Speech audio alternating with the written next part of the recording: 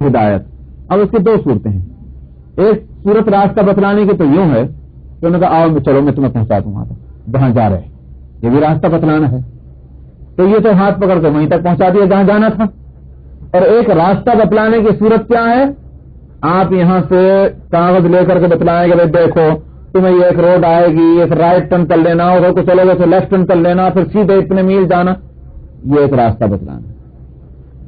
اس دوسری صورت کو عربی میں کہتے ہیں اراءۃ طریق, اور پہلے کو کہتے ہیں ایصال الی المطلوب, منزل تک پہنچا دینا. ہدایت کے دونوں معنی. یہ بات اگر میں بہت پہلے بتلا چکا ہوں, مگر بہت عرصہ پہلے بتلائی تھی شروع میں جب سورہ فاتحہ میں تفسیر کر رہا تھا, اس لیے یاد نہ رہی ہوگی تو میں دہراتا ہوں آج. یہ دونوں معنوں کو اگر آپ ذہن میں رکھیں گے تو قرآن پاک میں جہاں جہاں یہ لفظ آیا ہے وہاں آپ کو یہ متعین کرنا پڑے گا کہ یہاں ہدایت کے کون سے معنی مراد ہیں. ایک ہی معنی جو ہے سب جگہ نہیں چلیں گے, بلکہ مثلا نبی کریم صلی اللہ علیہ وسلم کے تعلق سے انک لا تہدی من احببت ولکن اللہ یہدی من یشاء. آپ جس کو چاہیں ہدایت دیں یہ نہیں ہوگا, اللہ جس کو چاہے ہدایت دے سکتا ہے. ظاہر ہے کہ وہاں اس سے مراد راستہ بتلانا نہیں ہے بلکہ منزل تک پہنچا دینا مراد ہے. یہ آپ نہیں کر سکتے, یہ ہمارا کام ہے.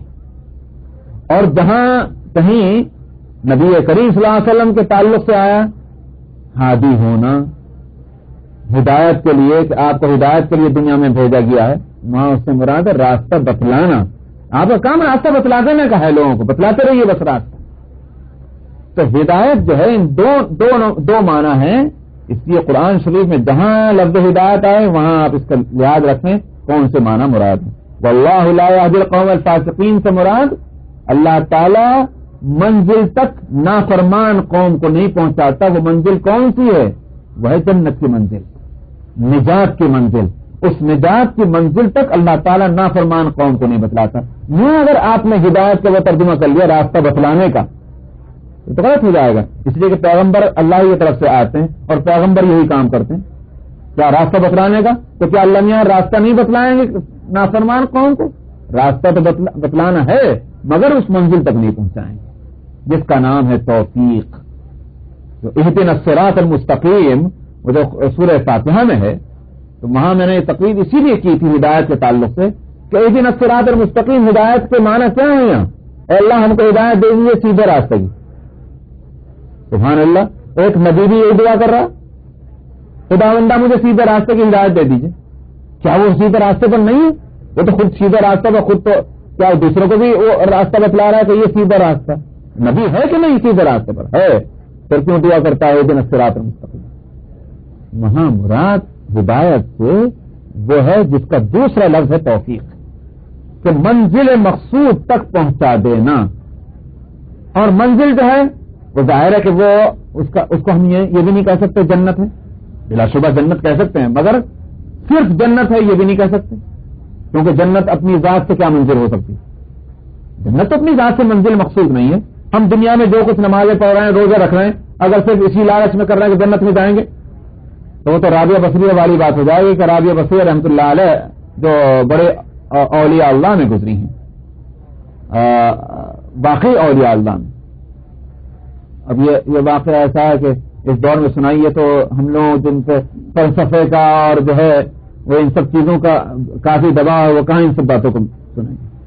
رابعہ بصری رحمۃ اللہ علیہ یہ اولیاء اللہ میں ہیں, کبار اولیاء اللہ میں, صاحب کرامت, بڑے درجے کی یہ خاتون ہیں. ایک روز ایک ہاتھ میں آگ اور ایک ہاتھ میں پانی کا پیالہ, اور چہرے کا رنگ جو ہے بدلا ہوا. کسی نے دیکھا یہ سب خیر تو ہے رابعہ, یہ کہاں اس حالت میں چلی؟ کہنے لگی بس اس پانی سے تو جہنم بجھاؤں گی اور اس آگ سے جنت جلاؤں گی. انہوں نے کیوں؟ انہوں نے کہا لوگ جو ہیں وہ جنت اور جہنم کے خیال سے جو ہے عبادتیں کرتے ہیں.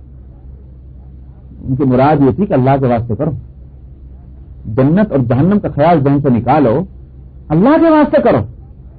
تمہارے ذہن میں یہ بات آتی ہی نہیں کہ ہم کو اللہ کے واسطے یہ کام کرنا, اللہ ہم سے راضی ہو جائے.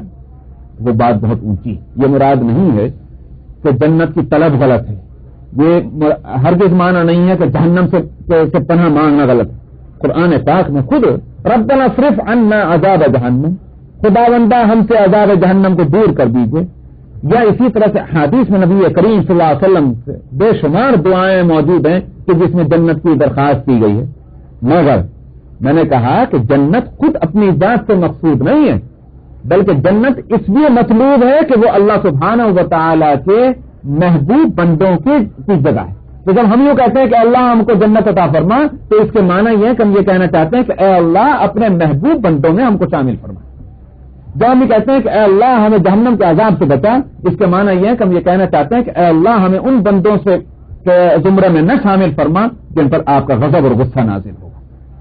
یہ ہم کہنا چاہ رہے ہیں. تو اصل تو اللہ کی رضا اور نارضامندی پیش نظر ہے، جنت اور جہنم پیش نظر نہیں ہے. تو اصل منزل کیا ہے پھر؟ وہ ہے اللہ کی خوشنودی. اسی راستے وہ آیت گزر چکی ہے، آیت نمبر 72 میں 72 جو بھی آیت گزری، وہاں میں نے بتلایا تھا کہ اہل جنت کو جب جنت میں بھیج دیا جائے گا تو اگر منزل حقیقی وہی تھی تو وہ تو حاصل ہو چکی، پھر کیوں کہا گیا وہاں رضوان من اللہ اکبر؟ تو جنتوں میں جو ایسی ایسی نعمتوں والی جنت ہوگی، وہاں مؤمنین اور مؤمنات جب پہنچ جائیں گی اور وہ ساری نعمتوں سے مانوس ہو جائیں گے تب اللہ تعالیٰ فرمائیں گے کہ اب کیا مانگو کیا مانگتے، اب کیا مانگے؟ کہا جائے گا اللہ کی رضامندی. اب ہم تم کو خوشخبری سناتے ہیں کہ ہم تم سے راضی ہیں. یہ ہے منزل آخری. جنت میں پہنچ جانے کے بعد بھی اگر یہ بات ہو تو یہ مژدہ ان کو نہ سنایا جائے، یہ خوشخبری نہ سنایا جائے کہ اللہ تم سے راضی ہو چکے ہیں. ظاہر کی منزل نہیں ملی، ابھی درمیان میں ہے. ورضوان من اللہ اکبر، اکبر کا لفظ اسی بات سے فرمایا. ان ساری نعمتوں پر جو اصل نعمت ہے وہ ہے اللہ کی رضامندی. وہی دراصل منزل مقصود ہے ایک مومن کی اور ایک نبی کی اور ایک ولی کی. اہدنا الصراط المستقیم جب کہا جاتا ہے تو وہ ہر ایک اپنے اس مرتبے کے اعتبار سے. ایک کافر جب اہدنا الصراط المستقیم کہے تو اس سے مراد ہے مجھے اسلام کی ہدایت، حق کی ہدایت مل جائے. جب ایک مومن دعا کرے تو اس کے معنی یہ ہے کہ اللہ مجھے برائیوں سے بچنے کی ہدایت دے دے. ایک ولی اگر دعا کرے تو اس کے معنی یہ ہے کہ میرے اس مقام قرب کے اندر مجھے اور ترقی عطا فرما. اسی طرح سے نبی دعا کرے تو اس کے معنی بھی یہی. نبی اللہ کے معرفت میں برابر سفر کرتا ہے، منزل بمنزل. اور وہ جو حدیث میں آتا ہے انه لیغان علی قلبی فاستغفر لربی 100 مرہ او کما قال علیہ الصلاۃ والسلام. آپ نے فرمایا میرے دل کے اوپر ایک میل سا آتا ہے اور میں ہر دن اپنے اللہ سے 100 مرتبہ استغفار کرتا ہوں. وہ میل کیا ہے؟ وہ ظاہر ہے کہ ایک میل ہمارے دلوں پہ آتا ہے جس کے لیے حدیث میں فرمایا کہ جب بندہ کوئی برائی کرتا ہے تو اس کے دل کے اوپر ایک سیاہ دھبا لگ جاتا ہے. توبہ اگر کر لی تو صاف ہو گیا، نہیں کی دوسری برائی کر لیتا ہے، اس لیے کہ ایک برائی دوسری برائی کو کھینچتی، لازمی طور پر دوسری برائی کوئی کرے گا. اس برائی کا ایک نتیجہ یہ ہونا ہے تو دوسری برائی کرے. جب تک یہ توبہ نہ کر لے، اگر توبہ کر لیا تو معاملہ صاف ہو گیا، نہیں کیا تو اس کی برائی کا لازمی اثر یہ پڑے گا کہ وہ دوسری برائی کرے گا. دوسری برائی جب کرے گا تو اور سیاہ دھبا لگا، تو ابھی توبہ نہیں کی تو تیسری برائی خود بخود ہوگی. برائیاں بڑھتی جائیں گی اور وہ سیاہ دھبا بڑھتا جائے گا یہاں تک کہ ایک وقت وہ آئے گا کہ پورا دل جو ہے وہ کور ہو چکا. ہم جیسے لوگوں کا تو حال یہ ہے کہ پتہ نہیں کتنے اس پر کور آ چکے ہیں ایک چھوڑ. تو یہاں یہ بڑا یہ کہ بہت ہی تکلیف دہ ایک موقع ہے کسی بھی انسان کے بعد. ظاہر ہے کہ نبی کے لیے وہ غیم جو ہے وہ میل وہ اس طرح کا نہیں ہے. وہاں برائیوں کا سوال ہی پیدا نہیں ہوتا، وہ تو معصوم ہے. مگر وہ غیم کے کیا معنی ہیں؟ اس کے معنی یہ ہیں کہ نبی برابر اس معرفت میں، اللہ کی اس معرفت میں برابر آگے بڑھا ہے. جب آگے بڑھتا ہے مثلا ایک منزل تو پیچھے کی منزل جو چھوڑی ہے جب اس کا خیال آتا ہے تو یہ اس کے دل پر تکبر ہوتا ہے، میں وہاں کیوں تھا. اس پر اللہ سے استغفار کرتا ہے. پھر اگلے دن دوسری منزل پہ پہنچتا ہے تو پیچھے کی منزل جو اس کا تصور آتا ہے جس کو چھوڑ دی تو پھر اس سے میل آتا ہے طبیعت کے اوپر, استغفار کرتا ہے. یہ ہے وہ. تو نبی بھی برابر ترقی کر رہے ہیں معرفت خداوندی میں, اس لیے کہ اللہ سبحانہ و تعالی کی جس کی معرفت حاصل ہونی ہے جب وہ کسی ایک جگہ نہیں ہے. ایک صورت تو یہ کہ بھائی کتاب یہاں رکھی, مجھے کتاب لینے کے واسطے جانا, دیجیے ہاتھ بڑا کتاب لے لی, ختم ہو گئی بات. ظاہر ہے کہ اللہ سبحانہ و تعالی تک پہنچنے کی یہ صورت نہیں ہے. اللہ سبحانہ و تعالی کی ذات غیر محدود, اس کی صفات غیر محدود. جب غیر محدود ہے تو اس کی معرفت کے اندر سفر بھی غیر محدود. زندگی یہ تو اللہ سبحانہ و تعالی کا کرم ہے کہ وہ ایک مختصر سی زندگی انسان کو دے کر کے اور اس کے لیے یہ انتظام فرما دیں کہ وہ اللہ اس کو معرفت حاصل ہو جائے, اللہ کا قرب حاصل ہو جائے, نہایت قریب ہو جائے وہ بندہ اللہ سے. یہ تو اللہ کی مہربانی کی بات, ورنہ واقعہ یہ ہے کہ یہ سفر تو نہایت طویل ہے لیکن اللہ اس کو آسان فرما دیتے ہیں. تو بہرحال ہدایت یہاں پھر میں بول رہا تھا وہاں اہدنا الصراط المستقیم میں وہ توفیق مراد ہے اور ہر انسان کے لیے اس کے مناسب شان توفیق ہے. ایسے ہی یہاں بھی وہی مراد ہے واللہ لا یہدی القوم الفاسقین, اللہ توفیق نہیں دیتا نافرمان قوم کو نیکیوں کی. فرح المخلفون بمقعدهم خلاف رسول اللہ, فرمایا کہ خوش ہوتے ہیں پیچھے رہ جانے والے اپنے بیٹھنے پر رسول اللہ صلی اللہ علیہ وسلم کے چلے جانے کے بعد. خلاف رسول اللہ, نبی کریم صلی اللہ علیہ وسلم تشریف لے گئے غزوے میں, دو لوگ پیچھے رہ گئے, بیٹھ گئے, نہیں جا سکے, بہت خوش ہیں, جان بچی لاکھوں کا ہے. منافق ہے نا, تو منافق اگر منافق نہ ہوتے مومن ہوتے تو رنجیدہ ہوتے. شہادت کا موقع تھا, ہم گھر میں بیٹھے ہیں, اس کو تو افسوس ہوتا. منافق خوش ہو رہا ہے. وَكَرِهُوا أَن يُجَاهِدُوا بِأَمْوَالِهِمْ, اور ناپسند کرتے ہیں یہ اس بات کو کہ جہاد کریں اپنے مالوں سے اور اپنی جانوں سے اللہ کے راستے میں. نہ صرف یہ کہ خود ناپسند کرتے ہیں اپنے واسطے بلکہ دوسروں کو بھی کیا کہتے ہیں, وَقَالُوا لَا تَنْفِرُوا فِي الْحَرِّ, اور یوں کہتے ہیں ارے میں گرمی میں کہاں جا رہے ہو, مت جاؤ گرمی میں, بیٹھے رہو گھر کے اندر, بہت سخت گرمی پڑ رہی, خود بھی نہیں جاتے دوسروں کو بھی جانے سے روکتے ہیں.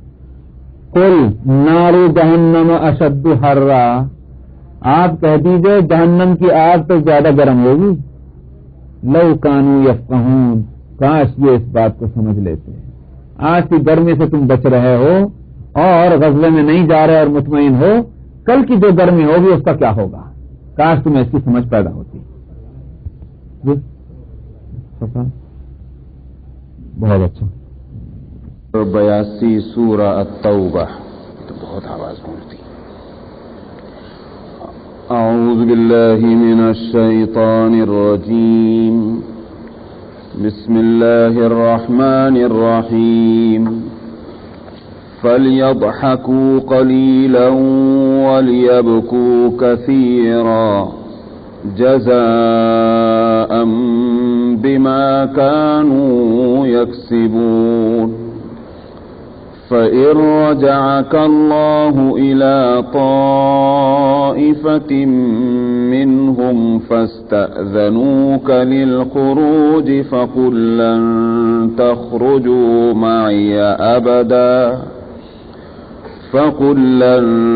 تَخْرُجُوا معي أبدا ولن تقاتلوا معي عدوا إنكم رضيتم بالقعود أول مرة فاقعدوا مع الخالفين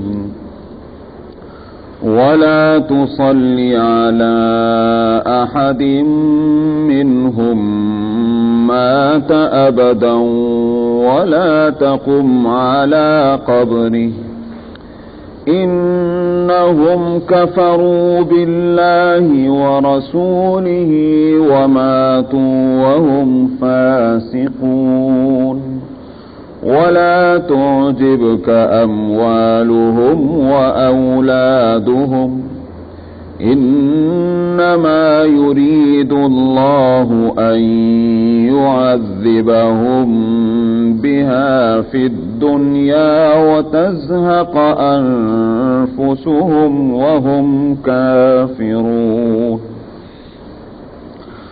وإذا أنزلت سورة أن آمنوا بالله وجاهدوا مع رسوله استأذنك أولو الطول منهم وقالوا ذرنا نكن مع القاعدين.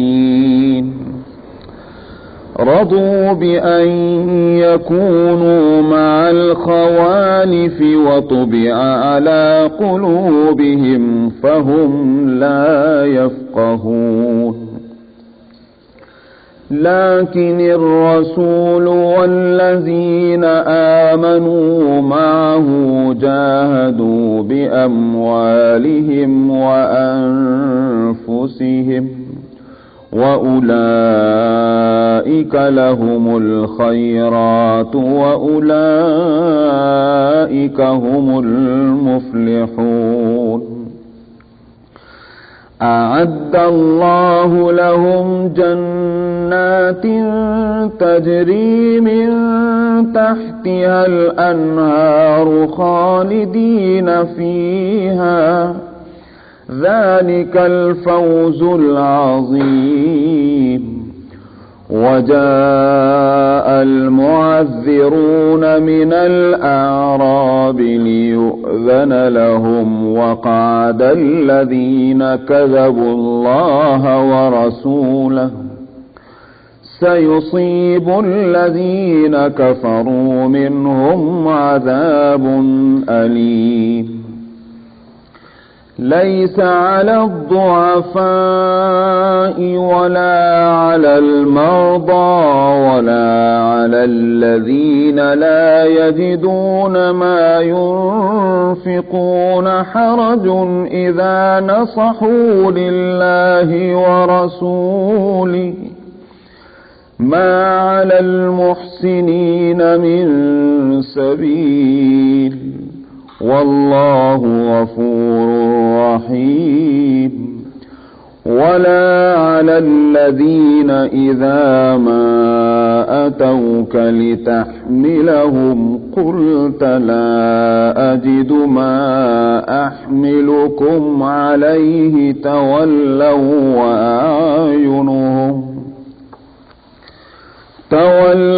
وأعينهم تفيض من الدمع حزنا ألا يجدوا ما ينفقون.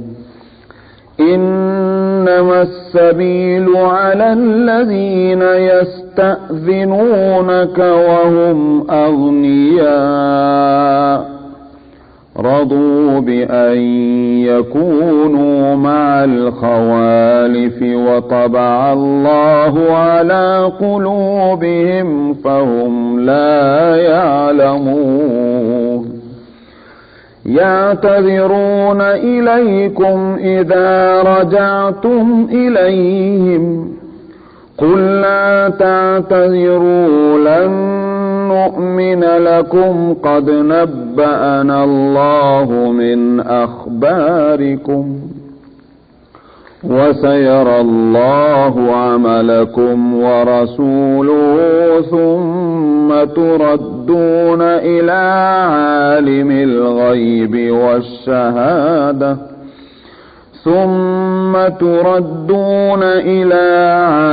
الغيب والشهادة فينبئكم بما كنتم تعملون. سيحلفون بالله لكم إذا انقلبتم إليهم لتعرضوا عنهم فأعرضوا عنهم إنهم رجس ومأواهم جهنم جزاء بما كانوا يكسبون. يحلفون لكم لترضوا عنهم فإن ترضوا عنهم فإن الله لا يرضى عن القوم الفاسقين. صدق الله العظيم.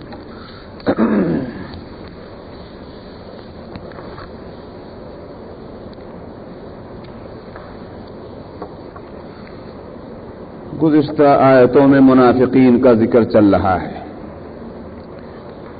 اس صورت میں خاص طور پر جو مخالف اسلام جتنے فرقے ہیں ان سب کے تعلق سے آخری احکام اور ہدایات دی گئی ہیں. مثلا مشرکین کے تعلق سے آپ وہ آیتیں پڑھ چکے ہیں کہ جس میں فرما دیا گیا کہ اب ان کا معاملہ ختم اور صاف کر دو حرم کو ان سے، اب کوئی نہیں بچے. جن سے معاہدے ہیں وہ معاہدوں کی مدت پوری ہو جائے اور اس سے پہلے ان کو وارننگ دے دیجئے کہ معاہدے کی مدت پوری ہونے کے بعد اب تم نہیں ٹھہر سکو گے، جہاں تمہیں انتظام کرنا کر لو. اب حرم میں صرف اسلام ہی کا بول بالا ہوگا، کفر اور اسلام دونوں مل جل کر کے حرم میں نہیں رہ سکتے. اب تو مشرکین کے لیے یہ بات اسی سورہ میں آ گئی. مدینہ منورہ کے گرد و پیش اور خود مدینہ کے اندر جو اسلامی سلطنت کا مرکز ہے اس میں یا تو یہود آباد تھے، ان کی بھی صفائی ہو گئی ہے.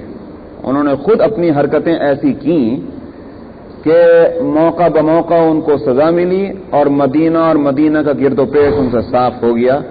بنو قریظہ رہ گئے تھے، ان کا مسئلہ بھی اسی صورت میں آ چکا ہے. غزوہ تبوک کے موقع پر اس کی وضاحت بھی آ گئی، تو لہذا یہود بھی صاف ہو گئے. رہ گئے منافقین کا مسئلہ رہ گیا تھا کہ جو اپنے کو شو کرتے تھے کہ مسلمان ہیں، لیکن اس 8 سال کی اس مدت میں ایک ایک قدم پر یہ بات کھل گئی کہ یہ مسلمان نہیں ہیں اور یہ جھوٹ انہوں نے بات کہی تھی، ان کا جھوٹ چھپا نہیں رہا، کھل کر موقع بموقع سامنے آتا رہا. کب تک اب ان کی تعویل کی جاتی رہے گی کہ صاحب شاید مسلمان ہو جائیں، شاید یہ بات انہوں نے غلطی سے کہہ دی ہو. اب تعویل کی کوئی گنجائش ان کے تعلق سے بھی نہیں رہی ہے، لہذا ان کا بھی قصہ صاف ہونا چاہیے. اس لیے اس صورت میں کئی رکوع جو ہے منافقین کے تعلق سے آپ کے سامنے آ رہے ہیں. تو وجہ اس کی یہی ہے کہ چونکہ اس وقت اسلامی اسٹیٹ کو ان کانٹوں سے صاف کرنا ہے، اسلامی اس باغیچے کو کانٹوں سے صاف کرنا ہے، تو اب کیوں ان کو صاف کیا جا رہا ہے؟ انسان تو یہ بھی ہیں. اس واسطے واضح کیا گیا مشرکین کی یہ حرکتیں، یہود کی یہ حرکتیں، منافقین کی یہ حرکتیں کب تک ان کو برداشت کیا جائے گا؟ مسلمانوں کو اطمینان کے ساتھ اسلام کے لیے کام کرنے کے لیے جگہ چاہیے، اسٹیٹ چاہیے، اب صاف ہو جانا چاہیے. تو منافقین کے اسی وجہ سے منافقین کا تذکرہ کئی رکوع سے چل رہا تھا. گزشتہ آیت میں فرمایا تھا کہ یہ منافق دیکھو غزوے کے موقع پر پیچھے رہے اور بہت خوش ہوئے کہ دیکھو ہم کیسے پیچھے رہ گئے.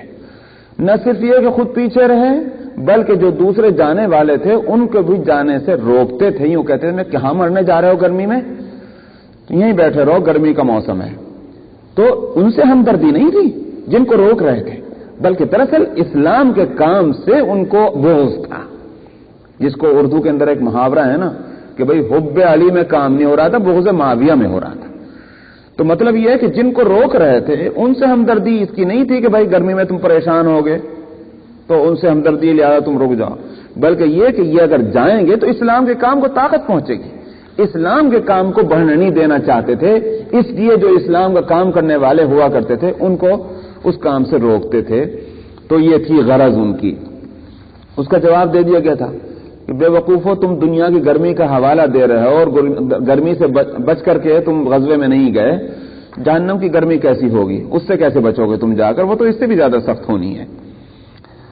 تو یہاں فرماتے ہیں کہ فَلْيَضْحَكُوا قَلِيلًا وَلْيَبْكُوا كَثِيرًا. یہاں تو بڑی بغلیں بجا لی انہوں نے کہ ہم دیکھو ہم کیسے آرام سے گھر بیٹھے رہ گئے، مسلمان کے مسلمان رہے اور بدھ بھی ناخوش نہ ہوئے نہیں ہوئی. یہ تو بات ہوئی نا. اس کا حاصل کیا ہوا کہ بدھ بھی راضی اور ادھر جو ہے مسلمان بھی راضی، تو بغلیں بجائیں. اللہ تعالیٰ فرماتے ہیں کہ جس وقت آگے وہ وقت آنے والا ہے اس وقت تمہارا ہنسنا بہت کم ہوگا، رونا زیادہ ہوگا. وہ وقت آ رہا ہے. کیا مطلب یہ کہ اب تمہیں یہاں دنیا کے اعتبار سے تو یہ کہ تمہیں اپنے ٹھکانوں پہ اب چھوڑا نہیں جائے گا. اپنے ٹھکانوں سے تم مجبور کیے جاؤ گے نکالے جانے پر. اگر تم نے توبہ نہیں کی تو پھر اس وقت تمہارا ہنسنا ہوگا یا رونا ہوگا. یہ تو دنیا میں. اور آخرت میں جب تم جہنم کی اس سخت ترین گرمی میں تم مبتلا کیے جاؤ گے تو جس کا کوئی اندازہ یہاں سے نہیں کیا جا سکتا کتنی گرمی ہوگی, اس وقت تمہارا ہنسنا کیسا ہوگا. یہاں تو تم نے بغل جاری, وہاں تو تم روئے گے. فرمایا کہ اس وقت چاہیے کہ وہ خوب روئیں, چاہیے کہ تھوڑا ہنسیں اور چاہیے کہ بہت روئیں. وَلْيَبْكُوا كَثِيرًا جَزَاءً بِمَا كَانُوا يَكْسِبُونَ. یہ جزا ہوگی ان باتوں کی جو یہ کیا کرتے تھے یا ان کاموں کی جس کو یہ کمایا کرتے تھے. کمانے کا لفظ یکسبون قرآن شریف میں جگہ جگہ آیا. حالانکہ کمائی کہتے ہیں ارن کرنا, جس کو انگلش میں کہتے ہیں ارن. ارن کرنا جو ہے کس چیز کو ارن کرتا ہے؟ ظاہر ہے کہ پیسہ ہے, ڈالر ہے, یہ چیزیں ارن کرنے کی ہوتی ہیں. مگر عمل جو ہے ایکشن وہ تو ارن کرنے کا نہیں. لیکن کیوں قرآن شریف عمل کے تعلق سے یکسبون کا لفظ کسب کا لفظ لاتا ہے؟ وجہ اس کی یہ ہے کہ جب کسی چیز کے لیے آپ بولتے ہیں کہ یہ ارن کیا ہے تو اس کے معنی یہ ہے کہ آپ نے اس کے لیے محنت کی ہے, آپ کا انٹینشن جو ہے وہ اس پر آپ کا لگا ہے. یہ نہیں کہ خود سے بائی دا وے وہ آ کر گر گیا آپ کے اوپر تو اس کو ارن نہیں کہتے. سمجھ میں آئی نہیں بات؟ عربی میں اس کو کسب کہتے ہیں. کسب کے اندر ارادہ اور محنت دونوں چیزیں شامل ہوتی ہیں.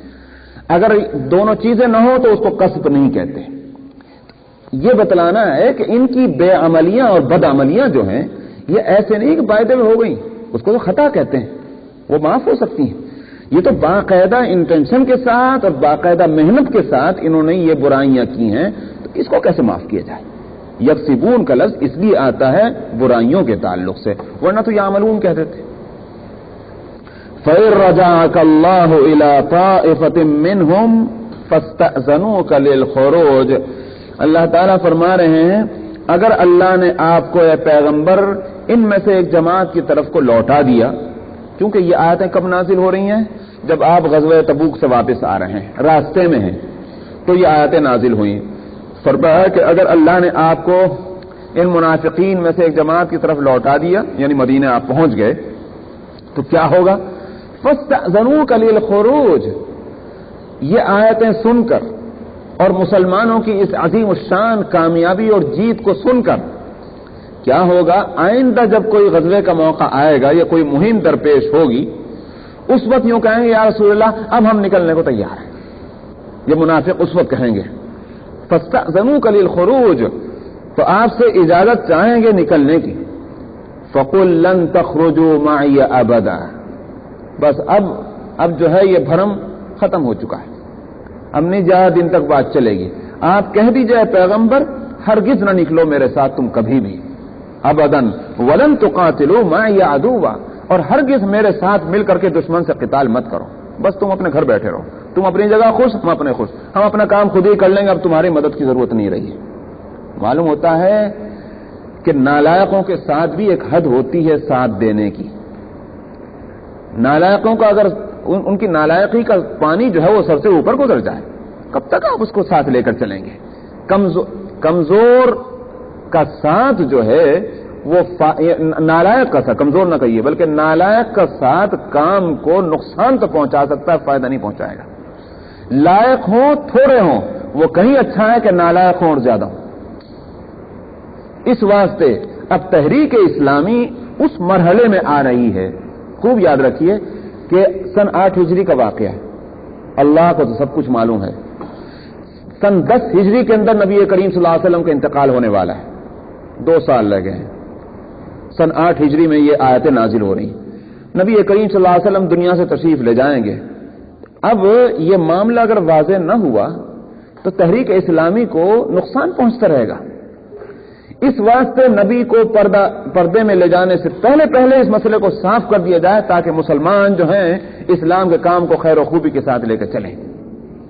تو منافقین کے اس قصے کو ختم کرنا ہے. فرمایا کہ آپ کہہ دیجئے لن تخرجوا معي ابدا ولن تقاتلوا معي عدوا، بس تم اپنے گھر بیٹھے رہو، میرے ساتھ ہرگز نہیں نکلنا، اب میرے ساتھ بس مسلمان ہی جائیں گے، تم نہیں جاؤ گے۔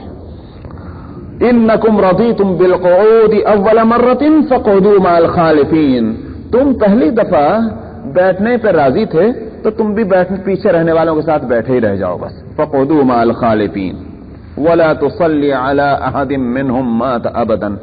اب تک چونکہ منافقین کے ساتھ بڑی رعایتیں ہوتی رہیں اور اللہ تعالیٰ ہی کی خود ہدایتیں تھیں رعایت کرنے کی، سورہ آل عمران کے اندر آیتیں وہ ہیں، سورہ بقرہ میں بھی، کہ جہاں ان کی نالائقیاں گنا گنا کر کے کہا گیا معاف کر دیجئے، درگزر کیجئے، نظر انداز کیجئے، وہاں یہ ہدایتیں تھیں، چونکہ وہ سن 2 اور سن 3 ہجری کے واقعات ہیں۔ لیکن سن 8 ہجری میں جب خوب کھل گیا کہ یہ نالائق کسی طرح سے بھی نہیں باز آ رہے، تو اب ایک ایک چیز سے روکا جا رہا ہے۔ واقعہ یہ ہوا کہ عبداللہ ابن ابی جو منافقوں کا سردار تھا، اس کا انتقال ہو گیا۔ ان کے بیٹے ہیں، ان کا نام بھی عبداللہ ہے، باپ کا نام بھی عبداللہ، بیٹے کا نام بھی عبداللہ، تو وہ مسلمان ہیں، مخلص مسلمان ہیں۔ عبداللہ ابن ابی کے بیٹے جو عبداللہ ہیں وہ مخلص مسلمان ہیں۔ یہ جو ہے عبداللہ ابن ابی ابن ابی سلول، یہ منافقوں کا بھی سردار ہے۔ یہ وہی شخص ہے کہ نبی کریم صلی اللہ علیہ وسلم جس وقت مدینہ منورہ میں ہجرت کر کے تشریف لائے، اس وقت حالات یہ تھے کہ عبداللہ ابن ابی مدینہ کا سردار بن جاتا، لیکن نبی کریم صلی اللہ علیہ وسلم کے تشریف آوری کے بعد مدینہ کے لوگوں نے، جو دو ہی قبیلے وہاں آباد تھے، جو اصل باشندے تھے مدینہ کے، اوس اور خزرج، انہوں نے یہ فیصلہ کیا کہ ہمارے سردار مدینہ کے محمد رسول اللہ صلی اللہ علیہ وسلم ہوں گے۔ یہود کو سر جھکانا پڑا تھا ان کے سامنے۔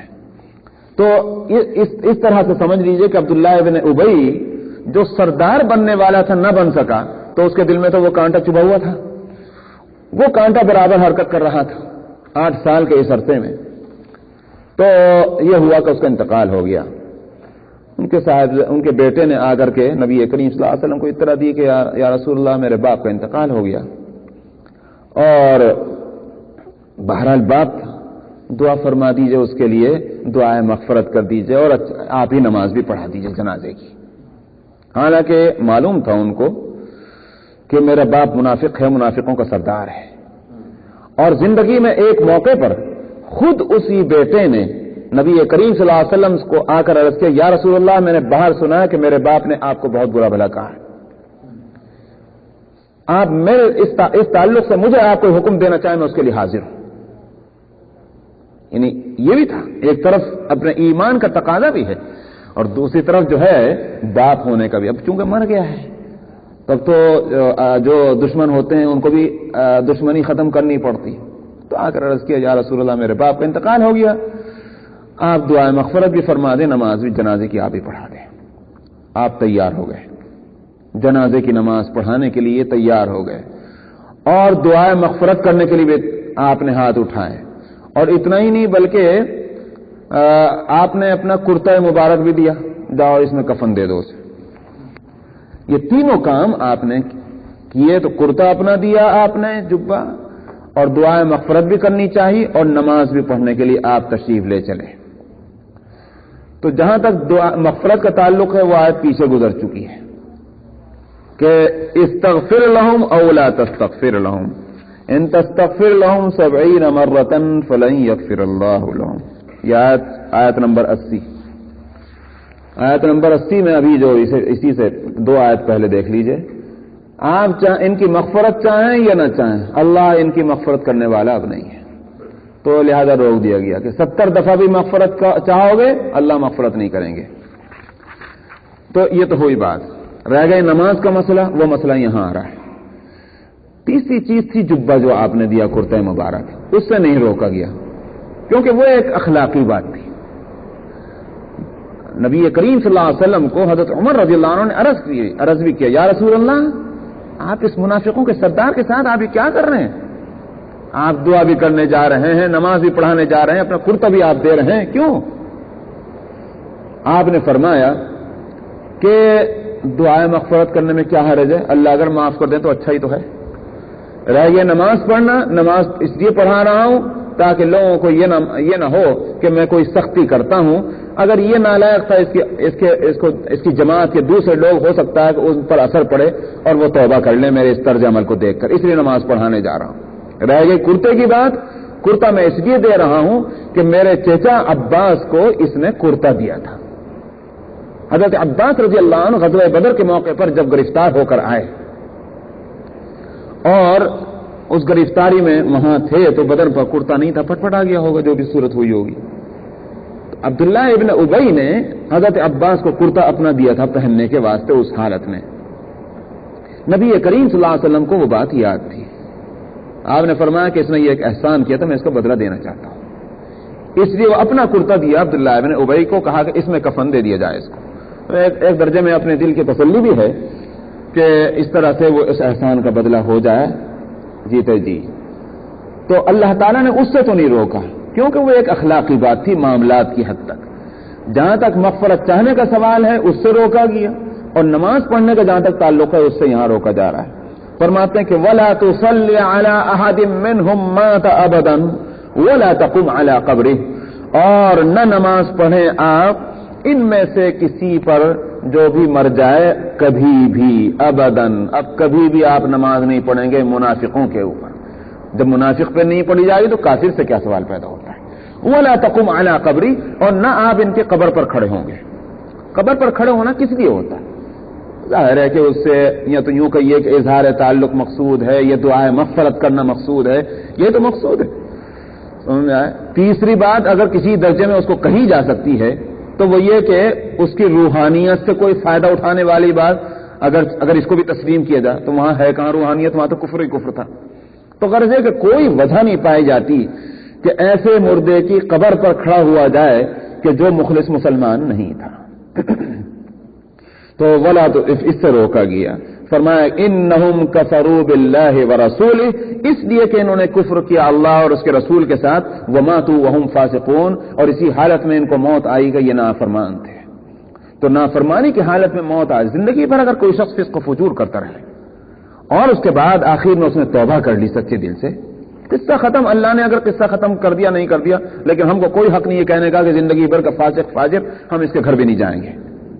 ہاں اگر اس نے اپنے طریقے کو نہیں بدلا اور اسی حالت میں اس کی موت آئی یا ہوئی تو ہم کو معلوم نہیں، تو ہمیں اس بات کا حق ہے کہ جماعت کے اندر، کمیونٹی کے اندر جو وہ حضرات ہیں کہ جو دین کی سربراہی کرنا، دین کی خدمت کرنا، دین کے راستے سے لوگوں کی تربیت کرنا اور ٹریننگ کرنا، یہ ان کی ذمہ داری ہے۔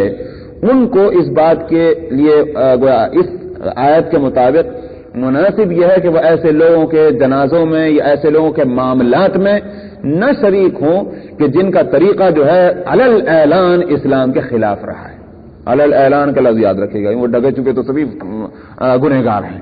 علی الاعلان جن کا طریقہ اسلام کے خلاف ہوا ہے، اسلام کے موافق نہیں ہوا، جس کو کہہ سکتے ہیں فاسق معلن۔ فاسق معلن اسی کو کہتے ہیں۔ ایک شرابی ہے، رات دن شراب پیتا تھا، ایک چور ہے، ایک ڈاکو ہے۔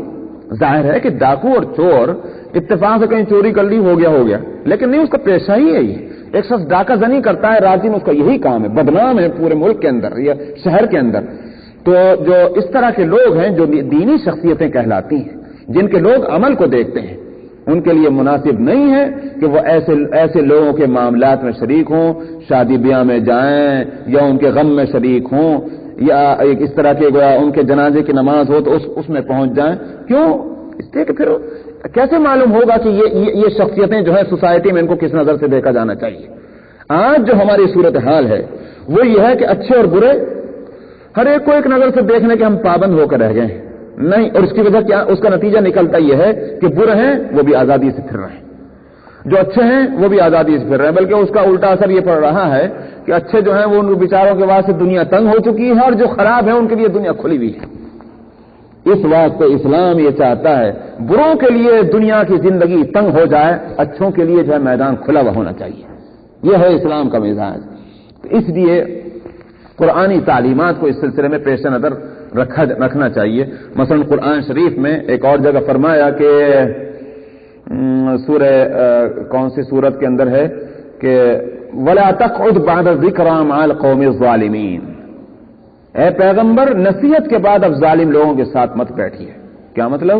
جو برے تھے، اور ظالم سے مراد وہی چھپے ہوئے نہیں جو مخالف اسلام ہیں، جن کا عمل خلاف اسلام ہے. تو اب آپ نے نصیحت کر لی، نصیحت ہو گئی، اب بھی نہیں مانتے، اسی طریقے پر ہیں، اب آپ اپنا تعلق ان سے ختم کر لیں. ان کے ساتھ راضی خوشی سے ملتے جلتے رہنا یہ غلط ہے، بالکل غلط ہے. انبیاء علیہ الصلوۃ والسلام کی سنت اور ان کا طریقہ یہی رہا ہے. حضرت ابراہیم علیہ الصلوۃ والسلام کے وقت سے یہ چلاتا ہے. سورہ ممتحنہ کے اندر بھی اس کو بیان کیا گیا ہے. وَلَا تُعْجِبْكَ أَمْوَالُهُمْ وَأَوْلَادُهُمْ.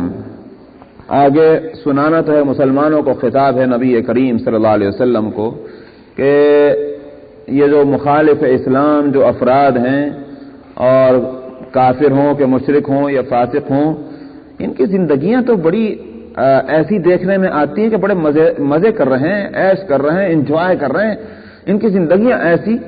اور ہم لوگ جو دین رات دن چیختے رہتے ہیں، ہم مصیبت کی زندگی میں پڑے ہوئے ہیں. تو آخر ان سے، اور اوپر سے ہم کو حکم دیا جائے کہ ان سے قطع تعلق کر کے بیٹھ جاؤ، کیسی زندگی گزرے گی؟ آخر ہم کو انہی محلوں میں رہنا ہے، انہی شہروں میں رہنا ہے، انہی کے ہاتھ میں تو ساری سیاست ہے، ساری فیکٹریز ہے، سارے کارخانے ہیں، سارے اکانومی ان کے ہاتھ میں ہے. ان سے کیسے کٹ آف کر کے بیٹھ جائیں؟ اس کو فرما رہے ہیں وَلَا تُعْجِبْكَ أَمْوَالُهُمْ وَأَوْلَادُهُمْ. آپ کو تعجب میں نہ ڈالے ان کے مال اور ان کی اولادیں. کیوں؟ انما یرید اللہ ان یعذبہم. اللہ تو یہ چاہتے ہیں کہ ان کو ان مال اور اولاد کے ذریعے سے دنیا میں بھی عذاب دے. وتزہق انفسہم وہم کافرون. اور ان کی جان اس حالت میں نکلے کہ یہ کافر ہوں.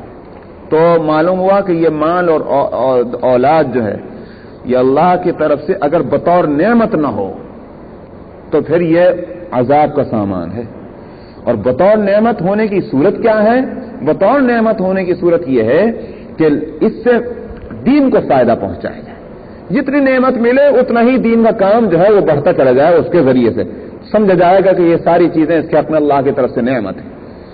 لیکن اگر ایسا نہیں، بلکہ جتنی نعمتیں ملتی جاتی ہیں اتنی اس کی برائیاں بڑھتی چلی جاتی ہیں، اتنی ہی غفلت میں وہ اضافہ ہوتا چلا جاتا ہے. اس کے کہا جائے گا کہ اب اس کے لیے سامان عذاب بنتا چلا جا رہا ہے.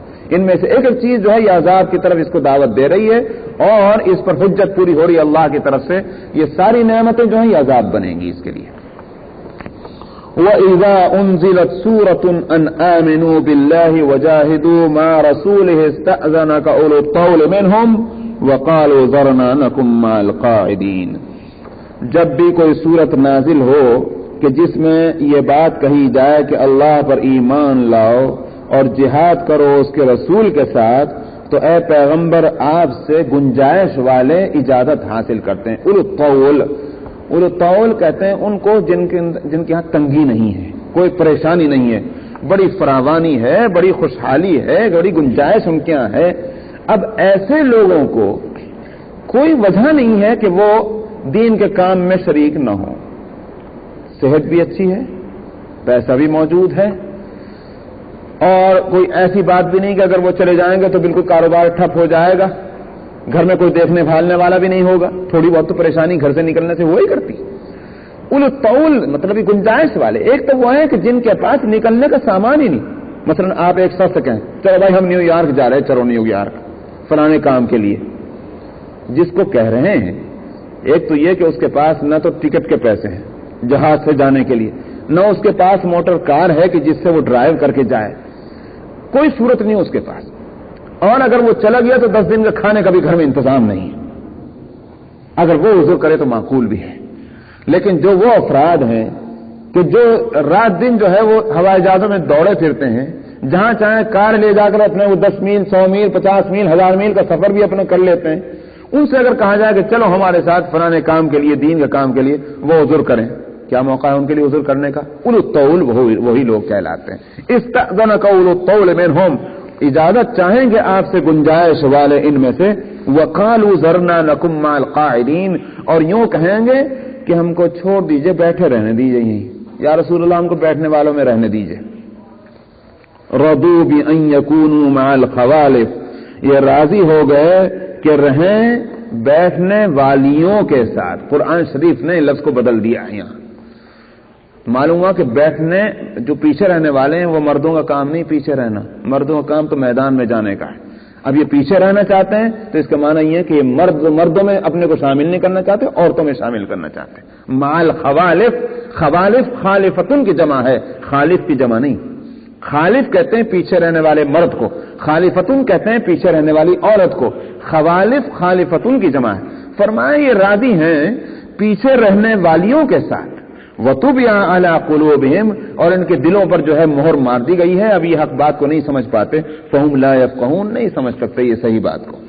تو یہاں خوالف کا لفظ اس لیے آیا کہ تمہیں اتنی حیا اور شرم ہے کہ جہاں جس موقع پر کہ سارے مرد جن کو مرد ہونے کا احساس ہے وہ چلے جا رہے ہیں، تم پیچھے رہنا چاہ رہے ہو، حالانکہ پیچھے تو صرف عورتیں ہی رہ گئی ہیں بس۔ اب تم ان کے ساتھ رہنا چاہتے ہو تو تم عورت بننا چاہتے ہو، مطلب یہ کہ عورت بننے کا مراد یہ کہ تمہیں مردانگی نہیں ہے، یہ بتانا تھا، غیرت دلانی تھی۔ لیکن الرسول والذین آمنوا معه جاهدوا باموالهم وانفسهم، لیکن رسول اور جو ان کے ساتھ ایمان لے آئے ہیں انہوں نے وہی جہاد کریں گے، یا انہوں نے اپنے مالوں سے اور جانوں سے جہاد کیا ہے۔ وَأُولَٰئِكَ لَهُمُ الْخَيْرَاتُ، اور انہی کے لیے بھلائیاں ہیں، وَأُولَٰئِكَ هُمُ الْمُفْلِحُونَ، اور انہی کے لیے کامیابیاں ہیں، یا وہی لوگ کامیاب ہوں گے۔ أعد الله لهم جنات تجري من تحتها الأنهار